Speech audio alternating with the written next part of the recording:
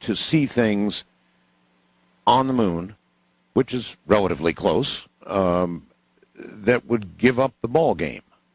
I believe absolutely so. I mean, on good seeing conditions with a 12.5-inch reflector or a machine that's even a little bit larger, or depending on the model of refractor that you have, watching the moon and recording it. I have a very good friend in Phoenix, a gentleman by the name of Alan. He was a witness to one of these UFOs touching down on the Adamski property, and he may be one of your callers. But he has a very sophisticated telescope system that's hooked up through video through the television, and he watches and photographs it quite diligently, and he has some extremely interesting photographs. Well, if guys with 12-inch telescopes that can do it, then what about the University of Hawaii, where they have a telescope that'll knock your socks right off? I mean, it would eat that 12-incher and not even burp. Actually, I was a guest in Maui up there to the Air Force Observatory many years ago, and I had to obtain security and DOD clearance for that, and you would be amazed at the photographs they have. Oh, would I now? But see, this is a private institution, more or less, right? Mm-hmm. So what motive would they have for cooperating with our government in keeping this secret? Who provides the funding, not only to maintain, to construct, and also the funding as far as who gets access to the use of the equipment and for how long.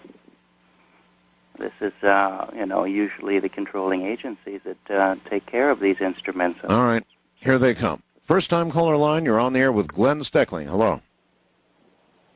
Hi, how you doing? I'm hooked on the show already. Huh? Where are you, sir? Where are you? Chicago, Illinois. Chicago. Okay, good. Chicago. You have a question? For Glenn. It's really a two-part question. One is what's the possibility of extraterrestrial creatures living amongst us on Earth, going about our day-to-day lives, living amongst them, or them living amongst us? And the second part of the question would be if you've seen the footage of the flying humanoids and your thoughts on that. Flying humanoids, is that what you said? Correct. In South America, the flying humanoids. Okay, all right. Glenn? Well, the two parts of the question. The first part being the possibility of them living amongst us has been discussed, that they are human beings that come from other planets that come and live and work amongst us for a period of time, sort of like a Peace Corps service. And there's a number of them that help us in specific fields and give us directions in order to overcome certain obstacles. And that's a very real concept. In fact, one that the scientists at NASA at Goddard questioned my father and mother exclusively on. The second part of that is whether I've seen pictures or representations of flying humanoids. No, I haven't, although there is technical devices which help towards the what we consider to be levitation or what they consider to be pro-gravity. So technologically, a device in which allows you to float without wings or use of an airplane or whatever is certainly a possibility. Let's go back to number one. You believe, pinning you to the wall here, that there are extraterrestrials living among us. Do you believe that? I believe that they circulate amongst us, absolutely. Is there a way to differentiate, to recognize an extraterrestrial in our population? Yes, there is. And that would be? I would never divulge such an idea, and I would certainly not place them in jeopardy. Oh, come on. Well, let's think about it. Think how nice people we are. The first thing we would do is go grab them, dissect them, torture them, put them in jail. I mean, I wouldn't do that. And so you know the answer to this question. You know how to recognize these, I don't want to say people, but those among us who are not us. You know how to recognize. You actually know how to recognize them. I would say people because they don't look any different than you and I. Absolutely. Well, then how do we differentiate? There is a way. Oh, there is a way to differentiate that. But you're not telling. No, I would never do that. I think that would be irresponsible. Okay.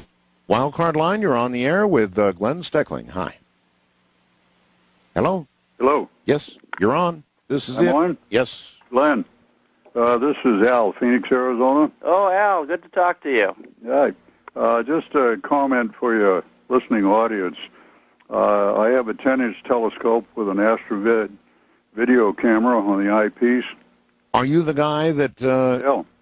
The signal goes to a 27-inch television Yes. screen. I invite the neighbors over to watch the moon show. Is this who you were expecting, Glenn? Excuse me. That's correct. Okay, all right. So you're the guy.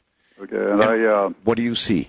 I also videotape what goes on up there. Understood. Well, I saw one craft that did a 180-degree turn without ever changing speed.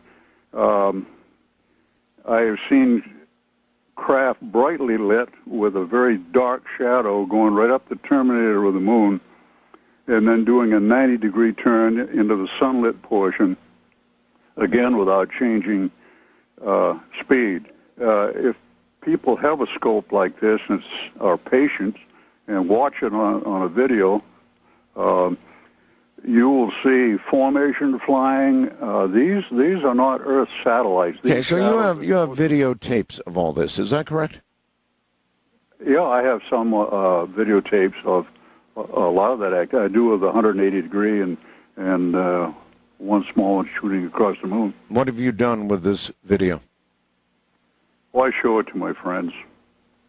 And I let them have a copy. Can I be your friend? In other words, I really would like to see what you've captured. Would you prefer VHS or DVD? Oh, well, now I can send you a DVD, and then that way... What a nice choice. DVD, I think. Okay. I can do that. Can you really? Yeah. Does Glenn have your address? Well, you can get it, Al, directly from online. I'd like to remind our listeners that Al is an extremely competent person. He was one of the people in Korea during the military service who witnessed these UFOs in 1950. It's recorded in Captain Rubel's book on the report of unidentified flying saucers. He also witnessed one of them along with several dozen other people landing on the Adamski property momentarily before taking off again. He's a retired aerospace worker with a DoD clearance who has worked on such things as resonance fields and many other different things. So this gentleman knows what he's talking about. Spacesuit there. You guys are really buddies, aren't you? Yeah, you're really buddies, aren't you? You know each other quite well, apparently. We met several years ago. Yeah, I met several years ago.